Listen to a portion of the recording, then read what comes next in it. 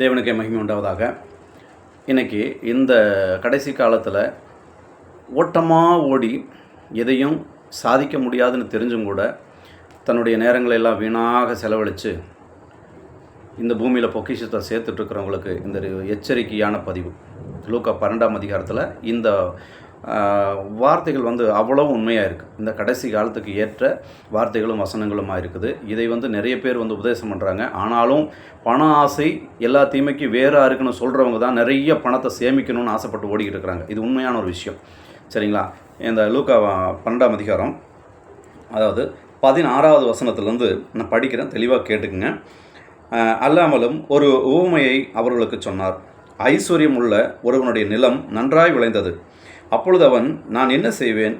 என் தானியங்களை சேர்த்து வைக்கிறதற்கு இடமில்லையே. நான் ஒன்று செய்வேன். என் களஞ்சியங்களை இடித்து பெரிதாக கட்டி எனக்கு விளைந்த தானியத்தையும் என் பொருள்களையும் அங்கே சேர்த்து வைத்து, பின்பு என் ஆத்துமாவே, உனக்காக அநேக வருஷங்களுக்கு அநேகம் பொருள்கள் சேர்த்து வைக்கப்பட்டிருக்கிறது. நீ இளைப்பாரி புசித்து குடித்து பூரிப்பாயிரு என்று என் ஆத்துமாவோடு சொல்லுவேன் என்று தனக்குள்ளே சிந்தித்து சொல்லிக்கொண்டான். இப்படி ஒரு மனுஷன் தன்னுடைய ஆத்மா அழிஞ்சு போகாதுன்னு மனக்கணக்கு போடுறான். அப்போ அந்த மனக்கணக்கு எப்படிப்பட்ட கணக்குன்னு கடவுள் கேட்குறார், சரிங்களா? 20வது வசனம். தேவனோ அவனை நோக்கி, மதிகேடனே, உன் ஆத்மா உன்னிடத்திலிருந்து இந்த ராத்திரியிலே எடுத்துக்கொள்ளப்படும். அப்பொழுது நீ சேகரித்தவைகள் யாருடையதாகும் என்றார். நல்ல ஒரு கேள்வி. இன்றைக்கி ராத்திரி உன்னுடைய ஜீவன் எடுத்துக்கொள்ளப்படுமானால் நீ சேர்த்து வச்ச இந்த பொக்கிஷங்களும் சொத்து சம்பாத்தியங்களும் யாருடையது ஆகும் அப்படின்னு சொல்லிட்டு கேட்குறேன். ஏன்னா இந்த பூமியிலேருந்து எதுவுமே எடுத்துகிட்டு போக முடியாது, கொண்டு போக முடியாதுங்கிறது எல்லாருக்கும் தெரிஞ்ச ஒரு விஷயம். வரும்போது வெறுமையாக தான் வந்தோம், இல்லைங்களா? போகும்போது வெறுமையாக தான் போக போகிறோம். இதில் எந்த ஒரு சந்தேகமும் கிடையாது, எல்லாருக்கும் தெரியும். இதுக்கிடையில் வரக்கூடிய காரியங்கள் எத்தனை பிரச்சனைகள், எத்தனை போராட்டங்கள், சண்டை. அதாவது எதுக்கு சண்டை போட்டோம்னே அந்த விஷயம் மறந்து போயிடும். ஆனாலும் பேசாமல் இருக்கிறவங்க எத்தனையோ பேர் இருக்கிறாங்க. சொத்து பிரச்சனைனால பேசாமல் இருக்கிறவங்க எத்தனையோ பேர் இருக்கிறாங்க. பணத்துக்காக சொந்த பந்தமே வேண்டான்னு விலகி வாழக்கூடியவங்க எத்தனையோ பேர் இருக்கிறாங்க. பண ஆசையினால் மற்ற ஆசைகளையும் எல்லா உணர்ச்சிகளையும் கட்டுப்படுத்தி வாழ்கிறவங்க நிறைய பேர் இருக்கிறாங்க. இந்த மாதிரி இருக்கிறவங்களால இந்த வசனம் ரொம்ப பிரயோஜனமுள்ளதாக இருக்குங்க. தயவு செஞ்சு அதெல்லாம் கொஞ்சம் பாருங்கள், படிங்க, வேதத்தை படிங்க. அப்போ உங்களுக்கே புரியும். நான் சொல்லணுங்கிற அவசியமே கிடையாது.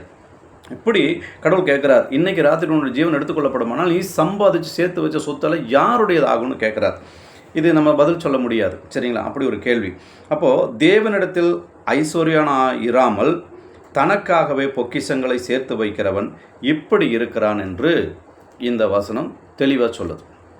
அப்போ நம்ம தேவனிடத்தில் ஐஸ்வர்யவானா இருக்கணுமா? இப்போ தேவனிடத்தில் ஐஸ்வர்யவானா இருக்கிறதுக்கு என்னென்ன பண்ணணுங்கிறத நம்ம தான் தேடி கண்டுபிடிச்சிக்கணும். அவர் சொல்லியிருக்கிற நம்ம கடைப்பிடிச்சாலே போதும், அவ்வளோதான். அதனால் இன்னும் அந்த சொல்லப்படுறது முடியல. பின்னும் அவர் தம்முடைய சீசரை நோக்கி, இப்படி இருக்கிறபடினால் எண்ணத்தை உண்போம் என்று உங்கள் ஜீவனுக்காகவும் எண்ணத்தை உடுப்போம் என்று உங்கள் சரீரத்துக்காகவும் கவலைப்படாதிருங்கள் என்று உங்களுக்கு சொல்லுகிறேன். கரெக்டு தானே? இப்போ மேலே சொல்லப்படுறது, இன்றைக்கி ராத்திரி உன்னுடைய ஜீவன் எடுத்துக்கொள்ளப்படுமானால் நீ இவைகளெல்லாம் நீ சேர்த்து வைத்தவைகள் எல்லாம் யாருடையதாகும்னு தெய்வம் கேட்குறார். கரெக்டு தான். அப்படி இருக்கும்போது நம்ம என்ன பண்ணுறதில்ல, தேவனிடத்தில் ஐஸ்வர்யானாக விரும்புகிறதே கிடையாது. தேவனிடத்தில் எப்பவும் தரித்திரவாசிகளாக தான் நம்ம வாழ்ந்துட்டுருக்குறோம். உலக பொருள்களில் தான் நம்ம ஐஸ்வர்யான் ஆகணுங்கிறதுக்காக தீவிரமாக ஓடிட்டுருக்குறோம். கடவுள் இடத்துல நம்ம இன்னும் தரித்திரவாசிகளாக தான் வாழ்ந்துட்டுருக்குறோம். இதை ஒத்துக்கணும், சரிங்களா?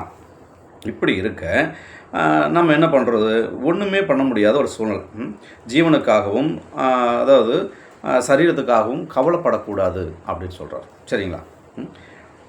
அதனால் ஆகாரத்தை பார்க்கிலும் ஜீவனும் உடையை பார்க்கிலும் சரீரமும் விசேஷித்தவைகளாக இருக்கிறது. இது ரெண்டுமே நம்ம நல்லா யோசிக்கணும். ஆகாரத்தை பார்க்கிலும் ஜீவன் ரொம்ப முக்கியமானது. அதே மாதிரி உடையை பார்க்கிலும் சரீரம் அதை விட முக்கியமானது, சரிங்களா? நல்ல ட்ரெஸ்ஸு போட்டால் தான் நம்ம சரீரம் நம்ம கூட வருமா? அழுக்கு ட்ரெஸ்ஸு போட்டால் வராதா? கிழிஞ்ச ட்ரெஸ்ஸு போட்டால் நம்ம சரீரம் வரலன்னு சொல்லிடுமா? அதெல்லாம் நம்ம யோசிச்சுக்கணும், சரிங்களா? அதனால் இது ரெண்டுமே நம்ம தெளிவாக யோசித்து புரிஞ்சுக்கணும். இது 24. காகங்களை கவனித்து பாருங்கள், அவைகள் விதைக்கிறதும் இல்லை, அறுக்கிறதும் இல்லை, அவைகளுக்கு பண்டசாலையும் இல்லை, களஞ்சியமும் இல்லை. இல்லாவிட்டாலும் அவைகளை தேவன் பிழைப்பூட்டுகிறார். பறவைகளை பார்க்கலும் நீங்கள் எவ்வளவோ விசேஷித்தவர்களாக இருக்கிறீர்கள். இதையெல்லாம் நம்ம என்னங்க, இந்த பூமியில் வந்தோம், வாழ்ந்தோம், நமக்கான ஒரு குடும்பத்தை கடவுள் கொடுத்துருக்காரு. அந்த குடும்பத்தை நம்ம என்ன செய்யணும், தேவனுடைய நித்திய வழியில் நடத்துகிறோம், அவ்வளோதான். நம்ம ஒரு வழிகாட்டிகள் தான், வேறு எதுவுமே நம்ம இங்கே சாதிக்க முடியாது, ஏன்னா செய்யவும் முடியாது. இதுதான் உண்மையான ஒரு விஷயம். அப்படி இருக்கும்போது கவலைப்படுகிறதுனால் உங்களில் எவன் தன் சரீர அளவோடு ஒரு முழத்தை கூட்டுவான். நம்ம கவலைப்படுறதுனால நம்ம எதையாவது கூட்டவோ குறைக்கவோ முடியாதுங்கிறது தெளிவாக சொல்லப்படுது. இப்படி இருக்க மிகவும் அற்பமான காரியம் முதலாய் உங்களால் செய்யக்கூடாதிருக்க மற்றவைகளுக்காக நீங்கள் கவலைப்படுகிறது என்ன? இப்படிப்பட்ட எந்த காரியத்தையும் நீங்கள் கவலைப்படுறதுனால உங்கள் வாழ்க்கையில் எந்த மாற்றத்தையும் கொண்டு வர முடியாது.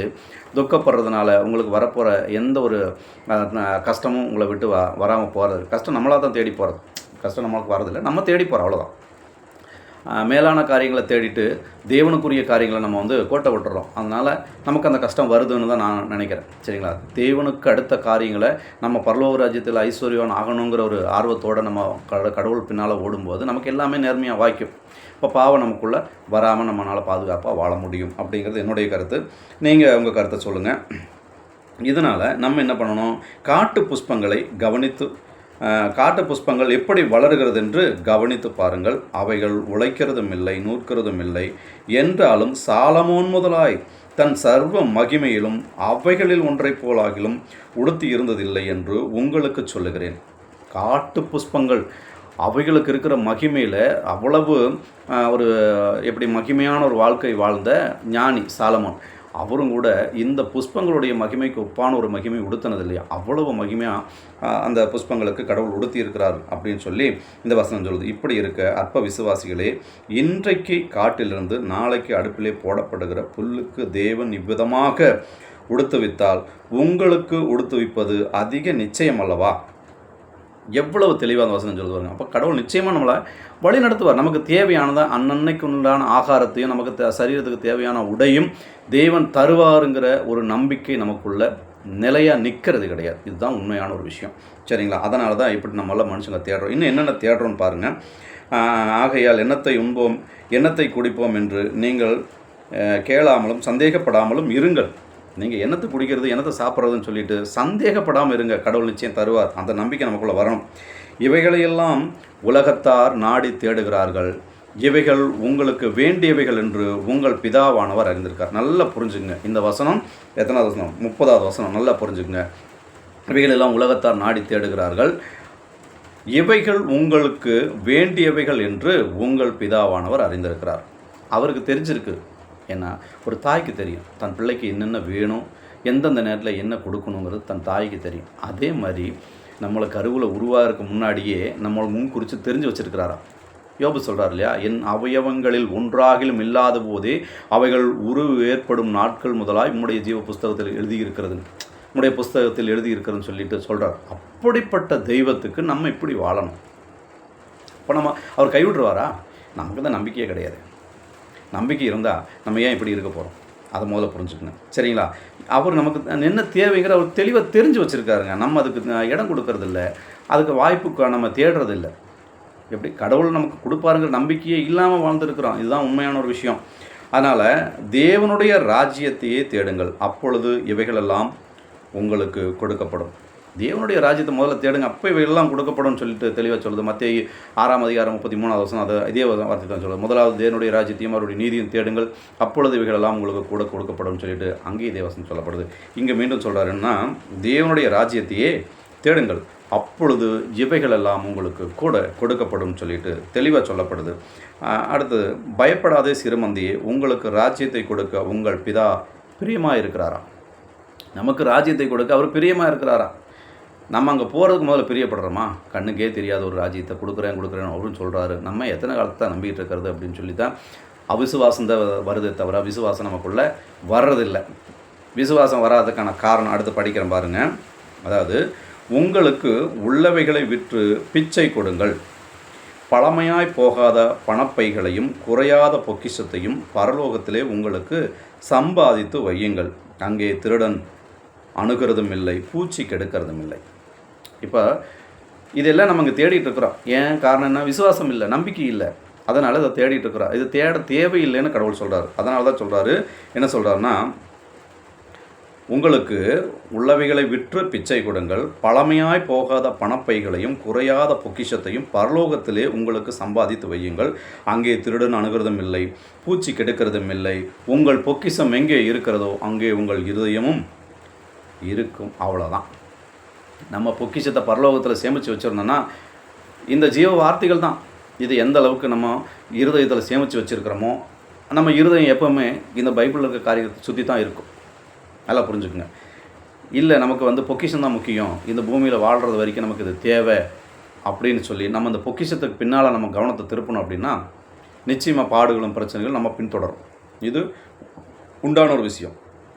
அதனால் அவர் சொல்கிறாரு, உங்கள் அறைகள் கட்டப்பட்டதாகவும் உங்கள் விளக்குகள் எரிகிறதாகவும் தங்கள் எஜமான் கல்யாணத்திலிருந்து வந்து தட்டும்போது என்ன பண்ணுமா? தட்டும்போது உடனே அவருக்கு திறக்கும்படி எப்பொழுது வருவார் என்று காத்திருக்கிற மனுஷனுக்கு ஒப்பாக இருங்கள். காத்திருக்கணுமா? நல்லா புரிஞ்சுக்கணும். இந்த வார்த்தையை திரும்பவும் படித்து உங்கள் கையில் இருக்கிற பைபிளை தான் நானும் படிச்சுட்டு இருக்கிறேன். எனக்குன்னு தனியாக அந்த பைபிளும் கிடையாது. சரிங்களா? இந்த வார்த்தைகள் உண்மையுள்ள வார்த்தைகளாக இருக்குது. தயவு செஞ்சு ஒவ்வொருத்தரும் இந்த வார்த்தையை படிச்சுட்டு உங்களை மாற்றிக்க பாருங்கள். இந்த பூமியில் எதுவுமே கொண்டு போக முடியாது. நம்ம இருக்க வரைக்கும் கடவுள் நம்மளை வழிநடத்த தயாராக இருக்கிறாராம். நம்ம அதுக்கு இடம் கொடுக்கறதில்ல, கடவுள் மேலே விசுவாசம் வைக்கிறதில்ல, அவரை நம்புறதில்லை. அவ்வளோதான் விஷயம், வேறு ஒன்றும் கிடையாது. அந்த முழுமையான நம்பிக்கை வர்றது கிடையாது. ஆவியானவர் வழி நடத்துவார், ஆனாலும் அவர் போஷிப்பார், அதெல்லாம் இருந்தாலும் கூட என் கையில் ஒன்றும் இல்லையே, நான் வெறுமையாக இருக்கிறேனே அப்படிங்கிறத முதல்ல அந்த ஒரு குற்ற உணர்வுலேருந்து வெளியே வாங்க. சரிங்களா? வழிக்காக பணப்பையாவது தடியாவது பாதர செருப்பையாவது நீங்கள் தேட வேண்டான்னு கடவுள் சொல்லியிருக்கார். அவருடைய வார்த்தைகளை சொல்ல நம்ம ஆயத்தப்படக்கூடிய ஒவ்வொருவருக்கும் இந்த வார்த்தை பிரயோஜனமாக இருக்கும்னு தான் நான் சொல்கிறேன். எல்லாருக்கும் இது பொருந்தாது. அவருடைய வார்த்தைக்கு கீழ்ப்படுகிறவங்களுக்கு நிச்சயமாக இந்த வார்த்தை பொருந்தும். அவ்வளோதான். எல்லாருக்கும் இது பொருந்தாது. தயவு செஞ்சு இந்த பூமியில் நம்ம எதுவும் கொண்டு போக முடியாதுங்கிற உணர்ந்து கடவுளுக்கு பிரியமாக வாழ்கிறதுக்கு நம்ம என்ன செய்யணுங்கிறத இந்த வசனத்தின் மூலமாக உணருங்க. உங்களுக்கு தெரிஞ்ச விஷயத்தை எனக்கு சொல்லுங்கள். நானும் இன்னும் அடுத்த வீடியோவில் நான் அதிகமான காரியங்களை பகிர்ந்துக்கிறேன்.